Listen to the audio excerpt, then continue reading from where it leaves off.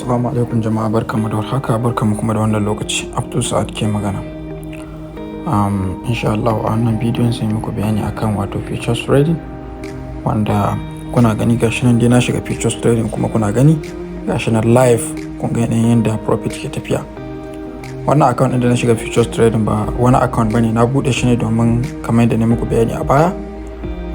Muna da Abdul Saad investment group wanda a cikin shi ne za mu ranka wato trading da kudaden jama'a waɗanda suka sanya sana'ar ranka samu alheri. Abubuwan da mutane za su ranka lura da shi a lokacin da suke wato trading shine in ka lura da wannan trade ɗin baki ɗaya gashi ne na kan isolated kuma na sa 3x leverage, sannan ga wani nan na biyu isolated na atom ɗin nan na sa 4x leverage, kuma ga yadda na shiga kasuwar gabaki ɗayanta. So abin da ya sa ne update ɗin ku anan saboda ku ga wannan blue ɗin da yake nuna kun ga gaba ɗaya account ɗin a cikin profit ake cikin shi gabaki ɗaya, wanda ya kai kusan almost $50. Abin da aka samu a investment group na wannan wato bangaren shine $400. So kun ga $400 first trade ɗin da muka shiga muna da at least $50, wanda a cikin $50 nan target ɗin mu shine kai at least $100. Da ya kai $100 sai mu samu sai mu ga abin da za a rarraba wa jama'a, sai mu ƙara shiga wani trade ɗin mu ga abin da hali zai yi. So alal hakika gaskiya a duk wanda yake da strategy mai kyau a bangaren wato cryptocurrency, yake yin bangaren wato forex ko kuma yake futures trading wato perpetual, to zai zama da cewa kana da strategy mai kyau wanda za ka rinka following din shi, wanda a dalilin following din shi din nan sannan ga kana samun alheri. Wannan group din wannan wato investment group din mun bude shi ne domin taimakon kai da kai ga waɗanda suke kamar student haka, za ku ga cewa iyayen sun dan ba su kuɗaɗe a su tafi makaranta kuma ba su da wani hali na income. So idan ya zama da cewa ka turo kuɗin nan muna trading tare da shi, za mu taimaka ma wajen ya zama da cewa kana samun kuɗin da za ka rinka kashewa, duk da mun san dai rayuwa ta student ba wai expensive life yake yi ba, yana kashe abin da yake daidai wa daida iya nashi ne. So insha Allah in ka sa minimum abin da muke ansa shi ne daga $100 $110 zuwa abin da ya sama shine zuwa $1,000. $1,000 group ne daban ne wanda suka investment, wanda ba zan bude wannan bude muku wannan ku gani ma a halin yanzu za ku dinga ganin wani abu ne, shi sa na bude muku the lowest group din saboda kan na sa kanku abin nan ya zama na kun dai gari yanayin da abin yanda yake tafiya. So wannan shine perpetual kuma kun ga na shiga ga wannan yana bani 76%, wannan kuma yana bani 42%. So haka wannan investment group din yake tafiya, kuma insha Allah za mu maintaining wato kudaden jama'a. Gaskiya da rikon amana shine yasa muke muku bidiyoyi a YouTube, muke dora muku, sannan kuma duk wanda ya yarda da mu so insha Allah zai zo ya dara, wato zai zo ya farin ciki akan wato abubuwan da ya sanya hannun jarin shi a ciki domin ya zama da cewa ana trading ana bashi abin da ya sauwaka.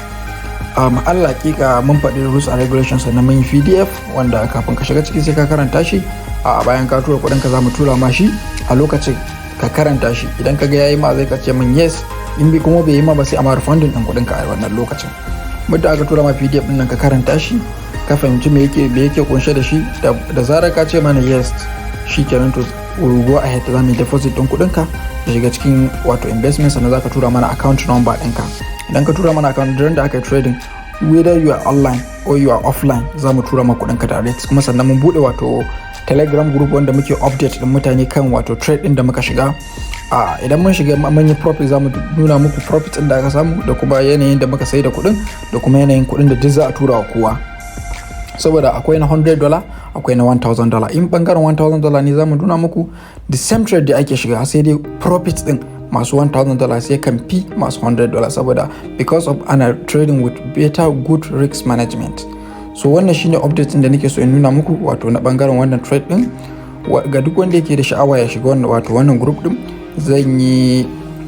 zan ajiye number na a wato telegram dina, za ku iya ku tuntube mu ta wannan telegram din, sai ku ainihin aika kuɗin ku ko kuma ku yi chatting da mu, sannan sai bayan ka aika sai update ɗinka. Kuna ganin da yadda kasuwa ke tafiya, wanda na yi taken advantage na wannan kasuwa. Akwai abubuwa da dama dangane da futures trading, ku duba da kyau za ku ga shi na isolated, sannan kuma na sa take profit and stop loss.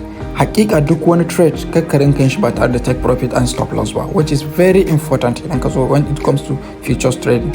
Ya zama da kana trading in futures with take profit and stop loss. Idan har ka sa wannan shine ka yarda da wata faduwa kuma ka yarda da wani wato apart from faduwa ka yarda da wato nasarar da zaka samu na wato coin ɗinka.